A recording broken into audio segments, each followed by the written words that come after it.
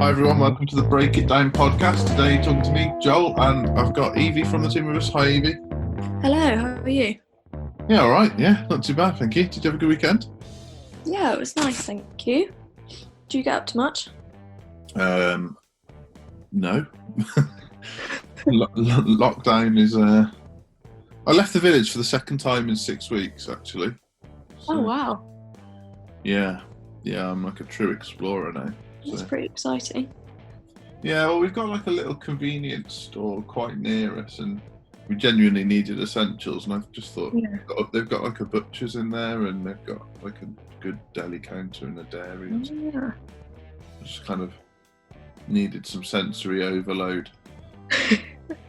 Nice. But nobody there was paying any attention to social distancing whatsoever, so I was getting... Really?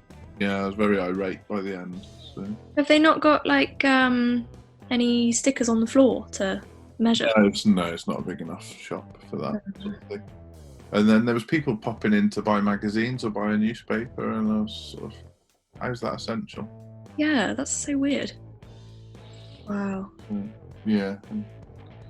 I just find it all fascinating how different people... Different people's interpretation of essential. Huh? Different people's interpretation of essential. Yeah. Yeah. Very, very different. I think the whole shopping experience has been really scary at the moment. Like, I've just been avoiding it as much as I can. And there's like one-way systems going on in co-ops and Tesco's, and it's all very overwhelming. Yeah, so the first time I left the village was to do a Tesco shop. And left the village. It makes me sound really good, doesn't it? Village. Anyway, I can describe it.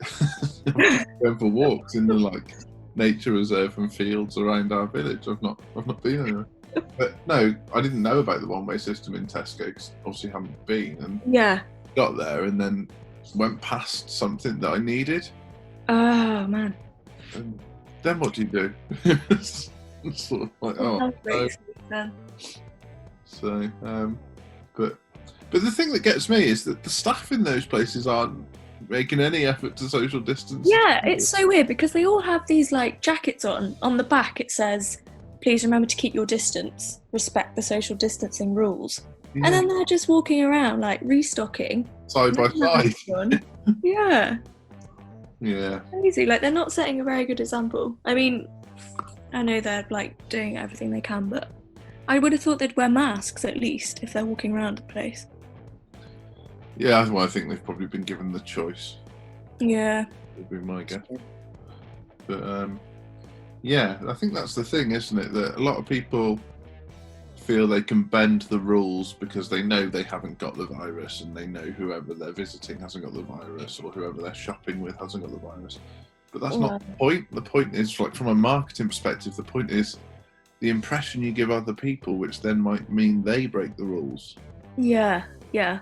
I think that's quite difficult for people to get their heads around. It's like the behaviour of crowds and how your behaviour can directly influence somebody else's behaviour, and that's a really kind of important point in all of this, is that if we can all do our best, we're giving people with less willpower more of a chance. Yeah, that's true. But yeah, that leads us in to what we're about to talk about. So, obviously, having fairly interesting shopping experiences at the moment. So I just thought today we could cover customer experience and kind of what businesses could do differently, and I mean particularly in the B2B sector, because B2C are starting to cotton on that you have to look after your customers and there's things you need to do to go above and beyond to ensure a good customer experience. But lots of B2B businesses, other than saying that they want their office to be like Google, actually don't do much around this. Yeah. So a good example would be, I think one in recent times, we've covered this before on the podcast, is Toys R Us. That when I was a kid, Toys R Us was like a day out. It was like just a huge thing. Like if your parents said to you, we're going to go to Toys R Us today, you celebrated like you'd scored in the World Cup final. That's so true. I have the same memories. and then you go there and spend 3 hours in the store and buy the cheapest thing in there. That's so true. Like the little collectible cards, like Match Attacks or... Yeah, it was top trumps in my day, but yes. Yeah. Or you come away with like jelly slime or something. Yeah. Like the crappiest thing in the whole shop. Yeah, you never saw someone come out in one of those mini Range Rovers. No. They were just driving them around the store. Spend hours on them, but you never had one. Yeah. But something I've covered on the podcast before is that as customer experience has evolved and the shopper's dynamic and kind of shopper's mentality is to expect more, Toys R Us didn't evolve with it when they were probably a company that I feel was in a great position to do that. So, I don't know, have you ever been to a Hamleys? Yes, I have. And have you noticed that the staff are constantly demonstrating the toys and the magic tricks and stuff? Yeah. So I think Toys R Us could have done that. Yeah, definitely. Yeah. On a huge scale. That's so true, actually. I never witnessed anyone trying anything out. It's the same as like Hawkins Bazaar. Yes. All the staff would be doing the same, and you'd walk past the shop door and there'd be like little mini cars flying around the place and like hovering helicopters. Yeah. And I think Toys R Us could have become one of those places that really doubled down on its customer experience. And they started to segment into kind of like bikes and car seats, and I thought that was the wrong thing. I think they almost could have put like soft play in Toys R Us and gone completely the other way and really made it like a destination. Yeah. So that's what I mean when I'm talking about customer experience, is the extras you can do that make it a unique customer experience. So it's not a selling point, it almost makes you feel part of the club.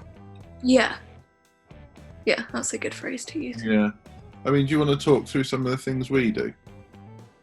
So as in when someone books a call, or... Yeah, exactly that, yeah. Why not? So, when someone books a call with us, we will send them a little personalised video to them to do some homework, but not anything too strenuous. So that kind of thing just makes them feel like you've actually put the effort into mentioning their name. You don't send the same thing to everyone. Yeah, exactly. We'll directly address something that they've put in there. Yeah. Discovery call form. So. Yes. Yeah. Yeah. Oh, sorry. There you go. Well, I was just saying, I think that personalisation very early on in the customer journey is something that should be, with technology nowadays, very easy to achieve. Yeah. And yet a lot of businesses don't do it, and it probably increases your chance of conversion massively. It makes a huge difference, yeah. Hi, Joel and Andy here. Thanks for listening to our podcast. We're loving sharing our marketing tips with you. If you'd like to kickstart your marketing, why not jump on a discovery call? Simply visit codebreak.co.uk and apply there. Hopefully speak to you soon. Take care. So what else do we do? So after that, after the call has been scheduled and booked, we'll then send a little box to them of goodies. Again, that's all personalised. There's a little note from either you or Andy, which I think is a really nice touch, and there's a few sweets in there and a book to read. Again, that's just something else that you get before actually meeting you in person. Yeah, exactly. It puts a nice little touch onto it, and it makes you excited. Yeah, exactly. The whole point is making people feel positive about the experience. Yeah. And then when they come in for their first meeting with us, they feel like they already know us. Yeah. And, something we're working on at the moment, so I'm reading a book called Be Our Guest, which is by the Disney Institute. Oh, okay. It's about the customer experience once they're on your premises. So what you do in terms of the messaging, what you do in terms of the decor, where people sit, the drinks you offer them, the food that's available, the sights, the sounds, the smells, all these things that actually make a big difference. Yeah. And and that goes for the staff as well. If you've got a positive environment with, you know, positive affirmational messages on the wall and a nice selection of drinks available, and the chance that, you know, every once in a while you'll have some nice food together and stuff. Yeah. That whole experience is dramatically different to kind of the traditional office environment. Yes, and walking into a place where you've actually got smiley staff makes a huge difference, rather than grumpy people that are just sat at their desks staring. Yeah, They definitely. don't even notice you walk in. Yeah, I think that's a huge thing. I mean, at the moment we've got hubs in our office because that's kind of what we inherited. It does mean that some people have their back to others and stuff, and, you know, we're working hard to address that. Yeah. So I guess there's some fairly famous brands that focus quite hard on customer experience, Disney being one that we've mentioned. Have you ever been to Disney? I've never been to Disney, no. Oh, well, that's helpful for the podcast. No, sorry. I have. It's awesome. So, Literally all my friends have been. I think even if you don't like Disney, you couldn't come away without smiling. Their number one thing is to try and get you to smile. I'm sure it is. Yeah.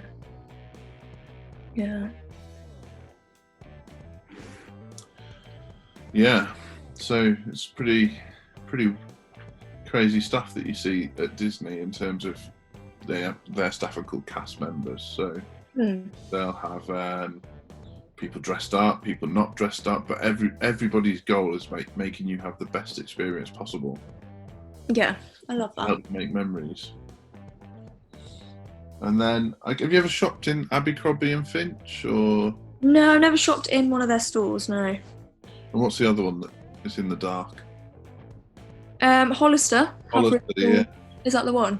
Yeah, have you been in there? Yes, I have. I've been in a few of them, and every single store is like a beachfront, like a beach house. Yeah. It's so cool. I love their shops. They're amazing. I They've hate got, it, but I don't. It's aimed at me. Sorry, what did you say then? I spoke over you. I hate it, but I don't think it's aimed at me. You hate it? Yeah. I don't understand why there's like a beachfront shop in the middle of the shopping centre, and then why it's dark inside, and then when you go in, there's semi-dressed people lurking in the corner. And I don't know how you buy clothes in the dark. All in the dark. Makes me feel like an old man. I'm not that old. Well, the one I love is in the one in Birmingham, where you go outside of the Bullring Centre. Yeah. And it actually looks like an outdoor shop. It actually looks like a house. Because the ones that are inside a store, they look a bit odd, like they just shouldn't be there. Yeah. But the ones outside, they're just so cool, and they've got like murals on the wall, but they're like digital ones. Okay. And then like glass staircases. Oh, it's just very nice. How do you think that changes your perception of the brand and your behaviour towards it? I think I like the fact that any city you go to, you're going to get the same shop experience. Mm-hmm. And also, I know you keep saying it's in the dark, but like the fact that when you go in, you kind of feel like you're in a different place and your attention is just focused on the stuff that's inside. Yeah. All the clothes, so you sort of feel like you need to pay attention to what's in there. It all just feels like really special when you're walking around. Yeah, absolutely. I don't know if you can say the same because you don't like the shops, but I think it's pretty cool. But it's not aimed at me.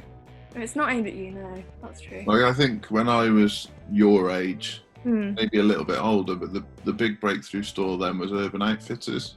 Oh, yes. And at the time I lived in Manchester, so the Urban Outfitters there regularly had quite famous DJs. Yeah. Or whilst you were shopping, and then they were one of the first shops to sort of embrace the resurgence of vinyl. So they had vinyl next to clothes, next to gadgets, next to kind of household, really kind of like edgy stuff at the time. That you know, this is 15 years ago, so you're talking. People's houses weren't quite what they are now, and Urban Outfitters was really cool. And I remember walking into Urban Outfitters in Manchester a few years later, and I like a DJ called Jaguar Skills, and he was playing in there for free. Oh, wow. And it was just mental. Just the perception that gives you of the brand, of how cool that is, Yeah. was amazing. And then I guess more recently, a store that's really, really shocked me was Primark in Birmingham, the new one. Okay, I've not actually been to that one. Okay, so they've got like milkshake bars in there. They've got a cafe in there. They've got a barber shop on the ground floor. Oh yes, no, I've heard you talking about it. Yeah, they've got insane. Disney section that you can do your own custom T-shirts in there. It's just insane. It's like so far beyond what a high street store was 20 years ago. Yeah. Another place I went to that's also had a DJ in there was an Urban Decay like makeup store in Birmingham, and like when you go into the ballroom, we could just hear this like really, really loud music, and it just changed the vibe of going into a shopping centre that's usually just quite bland and just everywhere. And we were like trying to follow where this music was coming from, and then we found it was from the Urban Decay store, and it was so cool. Like it just made the shopping so much more fun. Yeah, I think another kind of early adopter on that advanced customer experience thing, Selfridges. Yes. When you go into the ground floor of a Selfridges, and it's like you've gone to like Willy Wonka's chocolate factory. It's crazy with all the different stalls and the way it works and the way the music is and the smells and just. Oh, I love Selfridges so much. Hey everybody, it's Fergus and Jen here. We actually recently noticed that not all of you who are listening to this podcast are actually subscribed. So why don't you click on the subscribe button so you don't miss out? Enjoy the rest of the podcast. So yeah, I guess there's certain retailers doing it really well now. Yeah. And then online retailers I'm seeing doing a better job. You'll get like personalised emails off them. You'll get like gifs and memes aimed towards your sense of humour, that kind of thing. But I've had a couple recently because it's my birthday next week, so they've like done really nice birthday emails and like giving you offers and like nice little graphics going on them. Yeah, I think that's really cool. But I do think that there's a massive opportunity for a lot of people in the business to business space to start to do this kind of thing, to make people feel a bit more special when they're making transactions. Yeah. That might be as simple as the coffee you offer them when they come to see you. Yeah. It could be like we say about personalised notes, be it video, handwritten, whatever it might be. It could be celebrating milestones. So if someone's worked with you for 6 months or a year or 2 years or 5 years, what do you kind of send them to celebrate that fact? Yeah.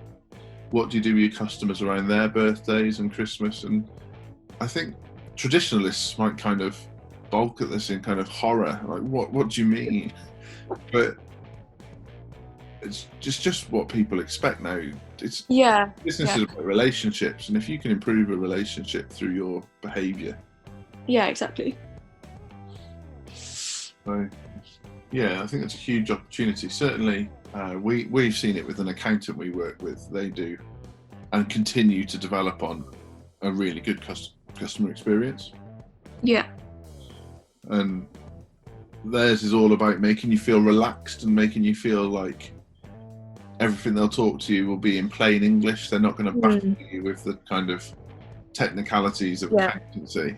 And I find that a really refreshing. I mean, their tagline is a fresh perspective. So you hope that they're kind of on it with that. But just starting to see it with other businesses now too. You know, we're working with a kids' shoe company, and he's just starting to go around the fact that children's feet grow very quickly. Nobody's feet grow the same. Some people have short, wide feet. Some people have long, skinny feet. Just making it a better experience for parents whose children's feet grow too fast. No, that's true. Yeah. But there's loads of kind of businesses out there that you could apply this to. Solicitors could certainly do it better, particularly like conveyancing solicitors for when people are buying houses. If you just make it so that you're taking the pressure off the client, the customer. Yeah. And then when the worst bit comes, the stuff where completion, stuff like that, where lots of money's changing hands, if you just give them a little, welcome to your new home pack or something, the difference that could make in their perception of the experience. Yeah. And they'll probably want to use you again, or at least they'll recommend you to other people. Yeah, I mean, it amazes me because our solicitor, when we bought our house, so this is the first house we ever bought. We kind of saved up for a house we wanted to live in for a long time, and you'd think that the idea from a solicitor's perspective as well, we could probably work with this person for 4 or 5 transactions. They'll probably move house 4 or 5 times in their life. And at the time we were a young couple. I think I was 28, so it was easy to identify that we were a young couple. It wasn't like we caught them off guard. If they cemented that relationship then, and maybe just given us, some loo rolls, some washing up liquid, and a box of chocolate. Yeah, just the basics. Yeah. It would have made a huge difference to our perception of it all. But actually what happened was, on the day of completion, I chased them up to make sure it was going through. Oh, no. And then I chased them up to see if it had gone through. And only then would the developers give us our keys.